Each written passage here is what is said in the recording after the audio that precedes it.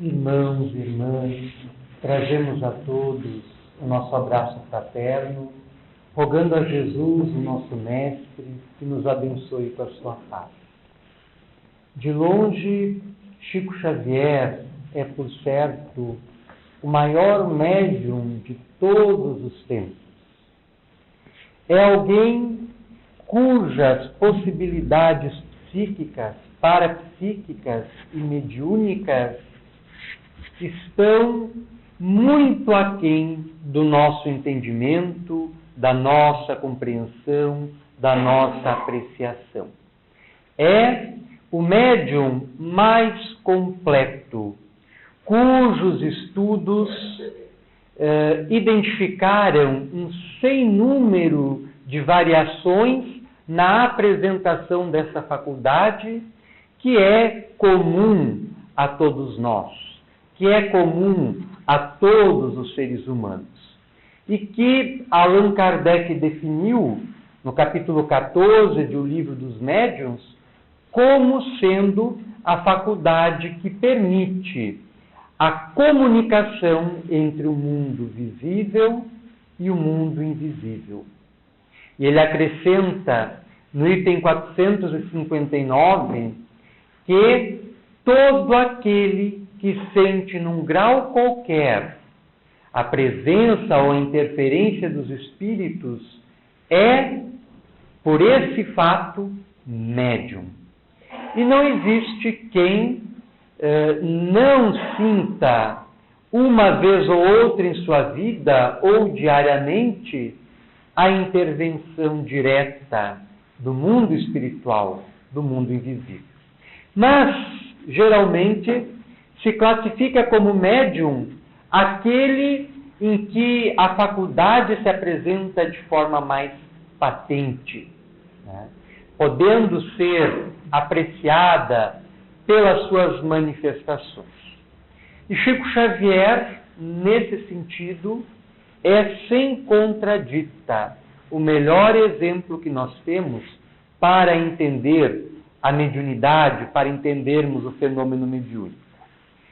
Muito embora tenha se identificado nele, tenha se apresentado através dele muitas nuances em sua faculdade mediúnica, muitos matizes em sua faculdade mediúnica, ele também foi um médium cuja faculdade se especializou, sobretudo na área da psicografia, que é a comunicação dos espíritos através da escrita. Os espíritos se assenhoreiam, variando a forma desse assenhoreamento das possibilidades mediúnicas do médium para escrever, podendo ser com a consciência do médium, com a semiconsciência ou com a completa inconsciência, como muitas vezes ocorria com Francisco Cândido Xavier, em que ele não tinha sequer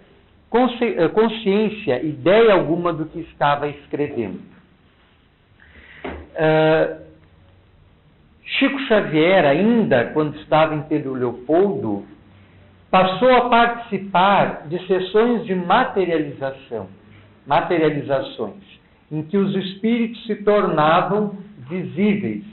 O corpo espiritual dos espíritos, muitas vezes, adquiria tal tangibilidade que podiam ser tocados, podiam ser abraçados. E foram sessões memoráveis. Mas o mentor espiritual do médium, Emmanuel, proibiu-lhe a participação em tais sessões, porque o seu compromisso era prioritariamente com a área psicográfica. Eles tinham inicialmente o projeto de trazer do mundo espiritual para a Terra 100 livros. E na época Chico Xavier estava longe de atingir esse objetivo. Então Emmanuel orientou-lhe que se abstivesse de participar das sessões mediúnicas voltadas para a ectoplasmia, para os fenômenos de materialização, e se dedicasse mais a psicografia, como de fato fez. E ele foi um médium muito fértil nessa área, recebendo diferentes gêneros de escrita através da psicografia. Ele serviu de intermediário para espíritos cuja última encarnação se especializaram na área da poesia, da literatura, da história, da filosofia, da física, da biologia, da medicina, etc. Para nós termos apenas uma pálida ideia do alcance da missão psicográfica do médium Chico Xavier.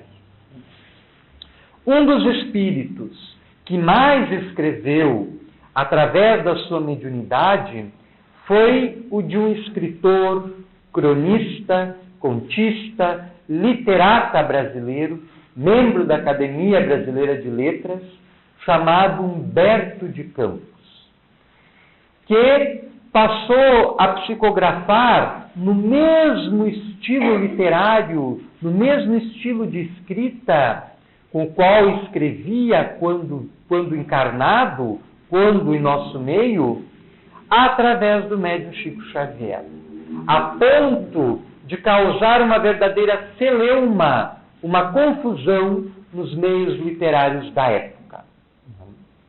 Bem como judicial, porque a família de Humberto de Campos entrou com um processo na justiça contra o médium e contra a Federação Espírita Brasileira, reclamando os direitos autorais das obras que eram psicografadas pelo médium. Resumindo o caso, porque não é este o tema da nossa fala, a Justiça deu ganho de causa ao médium e à Federação Espírita Brasileira. Mas o advogado que atuou na questão, se não estamos equivocados, foi Miguel Timponi, ele serviu-se de um artifício muito interessante. Ele extraiu trechos das obras psicográficas do espírito Humberto de Campos e extraiu trechos das obras que Humberto de Campos havia escrito quando ainda estava encarnado e misturou, fazendo um texto único. E esse texto foi submetido à análise de críticos de literatura que não sabiam diferenciar, não conseguiram diferenciar o que era da autoria de Humberto de Campos quando encarnado e o que era da autoria de Humberto de Campos enquanto escrevendo através da mediunidade de Francisco Cândido Xavier. Tal era a fidelidade ao estilo literário que servia de comprovação da identidade do espírito que estava se comunicando. Allan Kardec, no livro dos Médiuns, ele estabelece como critério central para reconhecermos um determinado espírito ou fazermos uma ideia da sua posição no mundo espiritual, do seu grau de consciência, o critério da linguagem. É através da linguagem dos espíritos, em suas comunicações psicofônicas ou psicográficas, que se avalia a identidade e se avalia a validade, a qualidade da comunicação. E isso se efetivou de forma muito precisa, muito clara, com as comunicações dadas pelo espírito Humberto de Campos através do médium Chico Xavier. Logo depois deste problema envolvendo os familiares ainda encarnados, com o qual o espírito sofreu muito do lado de lá, ante a incompreensão da família, ante a incompreensão dos seus ideais superiores, que agora o animavam interiormente, ele passou a adotar um pseudônimo para assinalar as obras que ele passou a psicografar depois da questão judicial, utilizando o pseudônimo de Irmão X, que ele havia utilizado também quando encarnado, quando estava iniciando a sua carreira literária. Numa das obras que Humberto de Campos escreveu pelo médium Chico Xavier, uma das melhores, intitulada Cartas e Crônicas do Irmão X, cujo prefácio é do ano de 1966, ele apresenta uma crônica e, ao mesmo tempo, um conto muito interessante, intitulado A Petição de Jesus, que nós vamos procurar sumariar. Jesus encontrava-se ainda encarnado na cidade de Cafarnaum, que fora o principal cenário das suas pregações, das suas curas, dos seus sermões, e encontrava-se preso à multidão por obrigações inumeráveis de atendimento e de sementeira do bem e da fraternidade. Quando chamou um dos seus discípulos diletos, amigo do seu coração, o apóstolo Pedro, pedindo-lhe que fosse até a casa de Jeremias, o curtidor, porque a sua filha, Sara, encontrava-se de cama, com o corpo combalido e com a mente perturbada. Dizia Jesus: vá, Pedro, vá até a casa de Jeremias, o curtidor, busque a filha dele que está doente e ao seu lado ore. E o Pai, a quem nós rogamos, estabelecerá, através das suas mãos, o reequilíbrio para a jovem doente. E Pedro, sentindo-se feliz, regozijado com a missão que lhe dera o Mestre amado, na manhã seguinte, antes do nascimento do sol, pôs-se feliz, a caminho da casa de Jeremias, cheio de propósitos superiores de cumprir, de realizar o programa traçado pelo Mestre.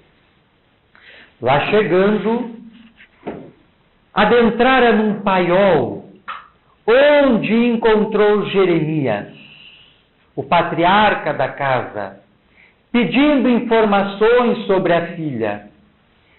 E encontrou mesmo, ao lado de uma botelha cheia de vinho, na qual se embebedava. E Jeremias recebeu-lhe muito mal, perguntando-lhe quantos piolhos trazia na cabeça e o que viera fazer ali, na casa dele, que era um rico curtidor, um homem muito próspero. E aos seus pés havia uma jovem serva muito bonita, também com sinais claros de embriaguez, que se refestelava no chão, em cenas que é melhor não descrever. O velho, não dando muita atenção para o visitante, mandou que procurasse o filho mais velho, que ele mostraria onde se encontrava a filha. Então, Pedro adentrou pelo paiol, uma dependência da casa ampla, e acabou encontrando Zoar, o filho mais velho de Jeremias, que se encontrava entretido com um jogo de dados, junto com um apostador e um traficante do porto de Jope, onde perdia largas somas de dinheiro.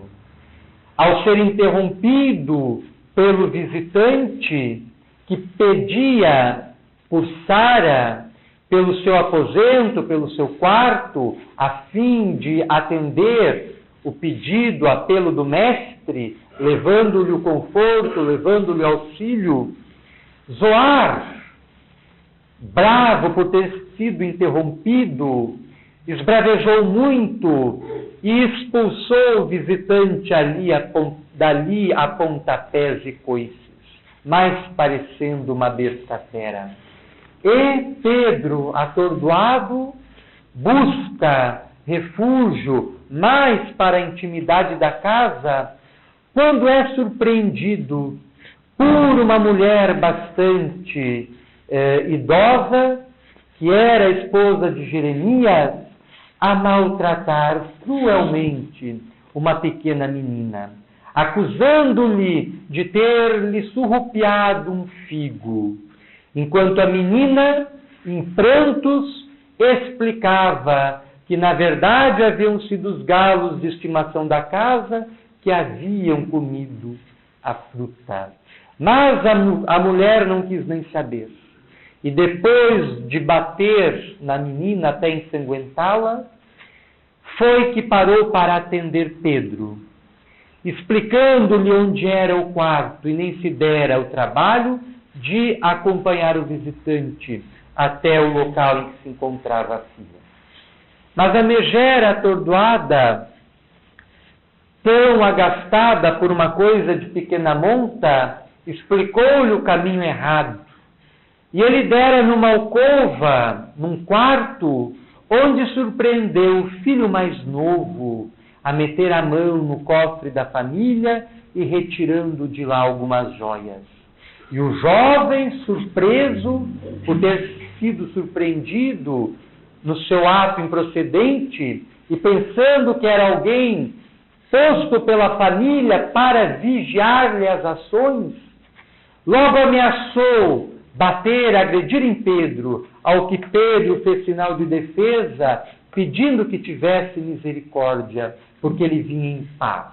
Procurava por Sara, a quem desejava ajudar na restituição da saúde. Foi quando o jovem, contrariado e ainda desconfiado de Pedro, acompanhou até o quarto de Sara. Em lá chegando, passando pela porta, encontrou Sara num quadro desolador. A moça, extremamente perturbada, provavelmente influenciada por espíritos ignorantes, viventes nas sombras interiores de si próprios, passou a despejar impropérios no apóstolo e a fazer gestos indecentes, indecorosos, ao que o apóstolo não suportou mais e saiu dali correndo. E retornou à companhia de Jesus, quando os últimos raios de sol desapareciam no horizonte. E estava com muita raiva dentro de si, mais parecendo um poço de fel. Ao encontro do mestre, logo esbravejou: Mestre, minha missão foi em vão. Todos os meus esforços para atender-lhe à petição foram baldados de efeito. E Jesus, pacientemente ouvindo-o, perguntou-lhe: Mas como assim? E Pedro passou a narrar todo o sucedido. Aquela casa é um antro de perdição. Jeremias enriqueceu-se para corromper-se no vício e na obscenidade. A sua esposa é sovina, avara e cruel. Os seus filhos estão perdidos nos vícios e nos descaminhos. E a jovem que me mandaste socorrer estava em estado de profunda perturbação e me atirou muitas críticas, palavras duras, ofendendo-me a pessoa íntima. E Jesus, ouvindo-lhe pacientemente, fitou o céu a divisar os lumes que brilhavam no céu, buscando inspiração em sua ligação íntima com Deus, olhou para Pedro como que procurando entender-lhe tudo o que havia ocorrido e o seu drama por não ter conseguido atender ao pedido do mestre, mergulhando na intimidade de Pedro, ao que Pedro, um pouco surpreso com o silêncio e com o comportamento introspectivo de Jesus, perguntou-lhe: mas, mestre, não fiz certo em agindo desta forma? Seria justo pronunciar o nome de Deus num lar completamente perdido, jogado à desolação? Ao que Jesus, olhando para ele na intimidade do seu ser, respondeu-lhe da seguinte forma: Pedro, meu querido amigo, conheço Jeremias, a esposa e os filhos, há muito tempo. Há mais tempo que você imagina. E quando pedi para que fosses lá orar, levar a paz e o conforto, pedi apenas que fosses auxiliar, e mais nada. O discípulo caiu em si e deu-se conta de que falhara fragorosamente em sua missão, não tendo conseguido estar e manter-se à altura da missão que Jesus havia lhe confiado, que Jesus havia lhe designado. Essa história nos remete mais diretamente para a temática da nossa exposição, que é no exercício da caridade. Nós, muitas vezes, nos encontramos na posição do apóstolo Pedro, em função das imperfeições que trazemos em nosso íntimo. Muitas vezes, numa determinada fase da nossa vida, ou em diferentes momentos de cada dia, em nosso íntimo, anelamos servir Jesus, anelamos fazer o bem, anelamos os melhores propósitos de renovação, de compromisso com a espiritualidade superior. Mas, com as primeiras dificuldades, em algum momento da nossa vida, ou em vários momentos de cada dia da nossa vida, acabamos quebrando este compromisso, nos distanciando dos nossos anelos, dos nossos objetivos, dos nossos propósitos, que animaram o nosso ser. E nós precisamos aprender a assumir um compromisso superior conosco mesmo, com Deus e com Jesus, colocando as nossas qualidades a serviço daqueles que nos cercam, contribuindo para o nosso engrandecimento pessoal e o engrandecimento daqueles que conosco convivem, daqueles que contatam conosco. Allan Kardec, propondo a questão da caridade aos espíritos, interrogou os imortais da seguinte forma, naquela que é a questão 886 de O Livro dos Espíritos. Qual o verdadeiro sentido da palavra caridade, tal qual era entendido por Jesus? Ao que os imortais responderam: benevolência para com todos, indulgência para com as imperfeições alheias, perdão das ofensas. Segundo os espíritos superiores, a caridade, conforme era entendida por Jesus, apoia-se no tripé da benevolência, da indulgência e do perdão. Benevolência para com todos, dizem os espíritos. Ser benevolente é ser bom, é estar comprometido com o bem. E este é o cerne, é a alma, é o coração da caridade. Caridade é fazer o bem. E essa caridade pode expressar-se das mais diversas formas. Nós, corriqueiramente, relacionamos caridade a alguma ação material, em que nos despojamos de algo que não nos fará falta em benefício de alguém que não tem, muitas vezes, nada do que possuímos e que é carente de tudo. Mas a caridade vai muito além disso. Caridade é fazer o bem. E toda vez que nós nos irritamos com quem nos cerca, toda vez que nós perdemos a nossa paciência, toda vez que nós nos agastamos na intimidade do lar, toda vez que nós somos incompreensivos, toda vez que nós somos maliciosos, toda vez que nós caluniamos, toda vez que nós fazemos algo que não deveríamos fazer, estamos distantes da caridade, porque estamos distantes da prática do bem. Caridade é ser benevolente para com todos. Caridade, ainda segundo os imortais, é ser indulgente para com as imperfeições alheias. Se nós compreendemos as nossas imperfeições, as nossas limitações, as nossas carências, já é um primeiro passo para compreendermos as imperfeições, as limitações e as carências alheias, passando a compreendê-las, a tolerá-las, a relevá-las, coisa que dificilmente fazemos.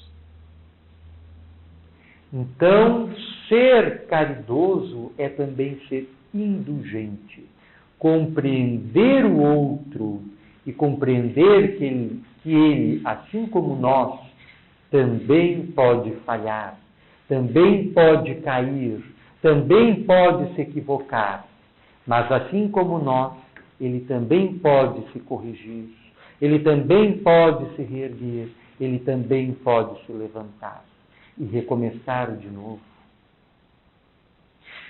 Ser caridoso, ainda segundo os imortais, é perdoar as ofensas. O que, por certo, para nós talvez seja o que de mais difícil exista para fazermos. Porque perdoar de verdade, sem guardar nenhuma réstia de ressentimento, de rancor, de ódio, de animosidade, é deveras muito difícil, muito raro na Terra. Só as grandes almas que já se elevaram aos altiplanos do amor, da compreensão, da misericórdia, da tolerância, são capazes de perdoar verdadeiramente, conforme ensinava e praticava Jesus. Então, para os espíritos, é impossível o exercício da caridade sem que haja essas três qualidades essenciais: a da benevolência, a da indulgência e a do perdão. É até as 8h15. Até as 15 para as 9. Tá. Muito bem. Então, os nossos amigos espirituais, através de diversos médiuns, dos tempos da codificação até a atualidade, não tem falado outra coisa senão a necessidade que temos de nos comprometermos com a caridade, de aprendermos a realizar, a praticar a caridade. Eles são repetitivos, eles batem sempre na mesma tecla. Nos centros espíritas da nossa cidade, do nosso estado, do nosso país, do mundo, nós identificamos um dos critérios estabelecidos pelo codificador para validar os ensinos dos espíritos, que é a coletividade e concordância dos ensinamentos. E eles, desde os tempos da codificação, lá no século XIX, no início da segunda metade do século XIX até os dias de hoje, têm sido concordes em todas as partes do globo em ensinar a mesma coisa. E são repetitivos em nos recomendar a caridade e nos recomendar o amor. Ah, tá. Certo, obrigado. E isso, né, é um dos critérios que confere validade ao conhecimento espírita.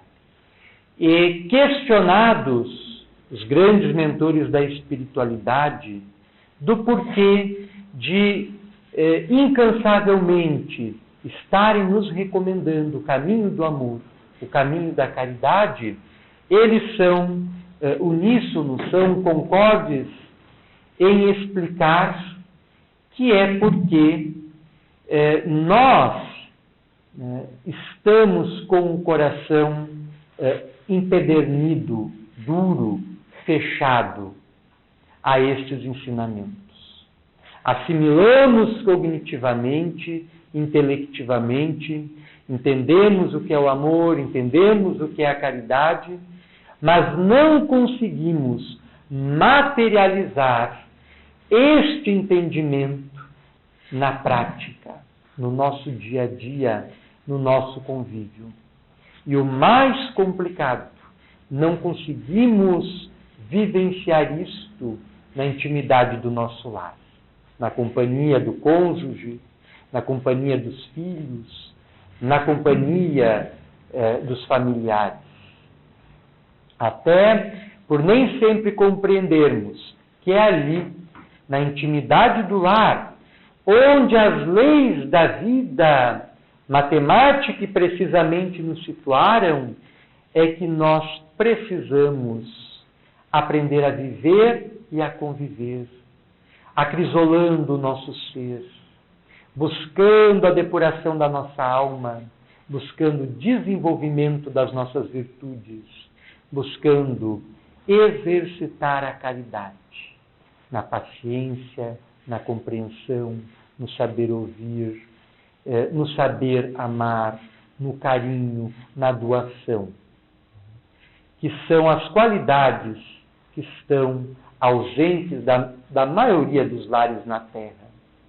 E por isso, tantos problemas, tantas dificuldades, tantas sombras, tantas ignorâncias, tantas maldades, tantas iniquidades, por faltar dentro dos lares amor e caridade. Então, nós entendemos o porquê dos espíritos incansavelmente fazerem este apelo para que aprendamos a viver melhor onde fomos chamados a viver. Não adianta nós querermos abandonar o lar, não adianta nós queremos fugir dos nossos problemas, não adianta nós querermos nos afastar daqueles que temem nos perseguir e nos caluniar e nos maliciar, porque nós estaremos apenas fugindo, estaremos adotando um mecanismo de defesa ilusório, escapista, sem solucionar o problema que temos que solucionar. E apenas protelando, adiando para mais depois, para mais além, onde as leis da vida nos situarão nas mesmas condições das quais tentamos fugir. Então precisamos, a partir do exemplo de Pedro, narrado pelo espírito Humberto de Campos, parar, refletir, pensar sobre como estamos vivendo a vida. Se Jesus já não nos delegou uma tarefa, uma missão, uma atividade para realizarmos no espaço da nossa vida e parar para pensar, refletir, meditar se nós estamos sendo fiéis, se nós estamos conseguindo cumprir essa missão, essa tarefa, essa atividade. Nós gostaríamos, para finalizar, de lermos algumas quadrinhas da nossa primeira publicação espírita, A Espiritualidade em Quadras, que reúne 30 reflexões sobre temas relacionados à espiritualidade, e um deles é a caridade, por estar diretamente relacionado à questão da espiritualidade, que engloba, perpassa e transcende todas as questões da vida. Então nós vamos tomar a liberdade para lermos, já finalizando a nossa fala, alguma dessas quadrinhas, desses versinhos. Ser feliz no bem, exercitando a caridade, revela na pessoa elevada espiritualidade. Jesus passou pelo mundo firme na ação do bem, identificando na caridade o bem que nos convém. Ao ajudares o próximo, doando um pouco de pão, não esqueças de dar junto o teu próprio coração. Quem ajuda o semelhante no serviço da caridade é um verdadeiro gigante aos olhos da eternidade. Na maioria das vezes, a razão e a verdade estão do lado daquele que possui a caridade.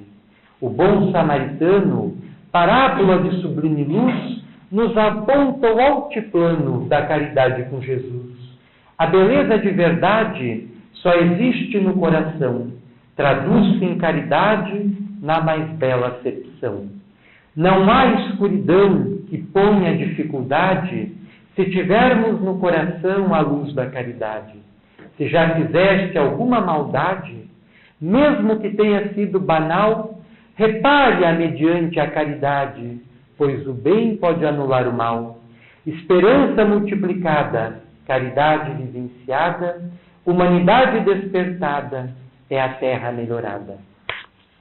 Francisco Cândido Xavier não só foi o maior médium de todos os tempos, mas foi, acima de tudo, um homem de bem. Um homem que, em todos os momentos da sua vida, exercitou a caridade. E essa sua condição de espírito evangelizado, redimido, focado no bem, no amor, na caridade, a ponto de esquecer-se de si próprio, até mesmo das suas necessidades mais básicas, é que lhe permitia o contato com entidades superiores, com entidades nobres, com entidades angélicas. Um desses espíritos, chamado José Silvério Horta, que fora na sua última vilegiatura carnal, na sua última encarnação, um sacerdote católico que viveu em Mariana, uma cidadezinha do interior de Minas Gerais, entre o final do século XIX e o início do século XX, psicografou a seguinte oração, poema, com a qual queremos finalizar a nossa fala, que é, do nosso ponto de vista, a melhor versificação do Pai Nosso. Pai Nosso, que estais nos céus, na luz dos sóis infinitos, Pai de todos os aflitos deste mundo de escarcéus, santificado Senhor, seja o teu nome sublime, que em todo o universo exprime ternura, concórdia e amor. Venha ao nosso coração o teu reino de bondade, de paz, de claridade na estrada da redenção. Cumpra-se o teu mandamento, que não vacila e nem erra, nos céus como em toda a terra, de luta e de sofrimento. Evita-nos todo mal, dá-nos o pão no caminho, feito na luz, no carinho do pão espiritual. Perdoa-nos, meu Senhor, os débitos escabrosos de passados tenebrosos de iniquidade e de dor. Auxilia-nos também nos sentimentos cristãos, a amar nossos irmãos que vivem longe do bem. E, com a proteção de Jesus, livra nossa alma do erro, sobre o mundo de desterro distante da vossa luz. E que a nossa ideal igreja seja o altar da caridade, onde se cumpra a vontade do vosso amor, assim seja. Agradecemos a generosa atenção de todos e rogamos a Jesus, o nosso Mestre, que esteja sempre conosco, auxiliando-nos a cumprir as nossas missões, as nossas tarefas, as nossas atividades diárias com sabedoria, com caridade e com amor, de modo a que estejamos firmes no caminho que nos levará dos baixios em que nos encontramos aos altiplanos da divina luz. Que Jesus nos abençoe.